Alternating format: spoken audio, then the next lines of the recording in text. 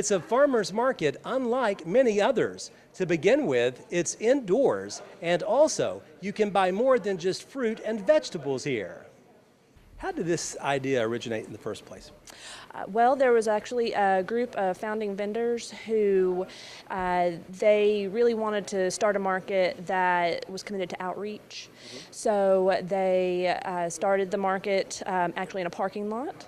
And from there, they really worked to accept SNAP, which are food stamps, and also WIC and senior vouchers, so that, and then we created a double dollars program.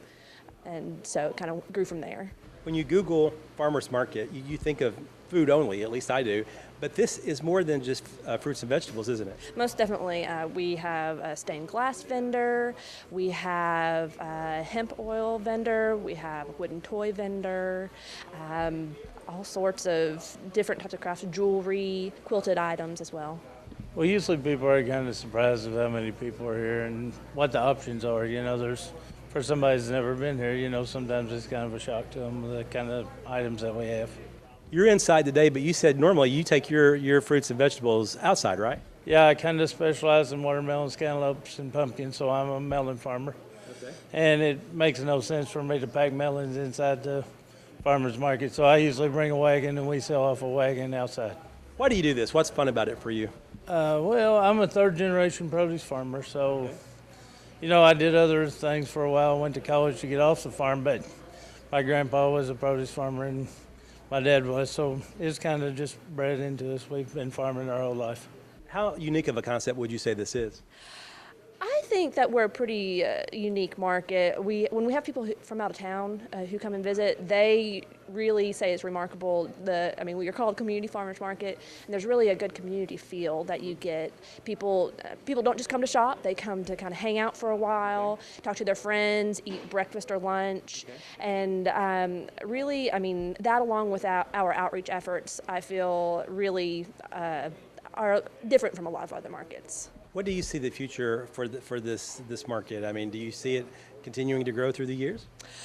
Definitely.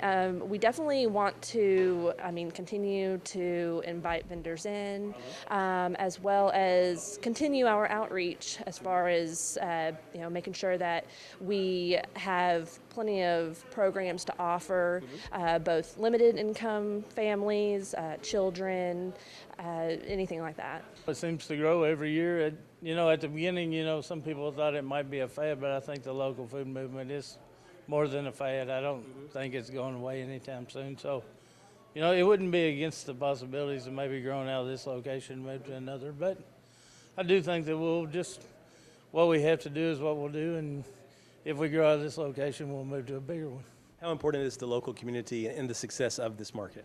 Well, everything we do is customer based. So without the customers, it wouldn't do me any good to farm. So, a lot of people say thank you, but I emphasize thank you every time, so I could grow produce all day long, but if I didn't have nobody to sell it to, it wouldn't work for me. If you would like to visit the Community Farmers Market, the address is 2319 Nashville Road in Bowling Green.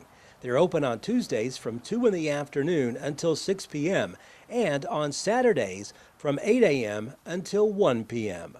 Reporting from Bowling Green, Kentucky, Barry Hiett, NCTV.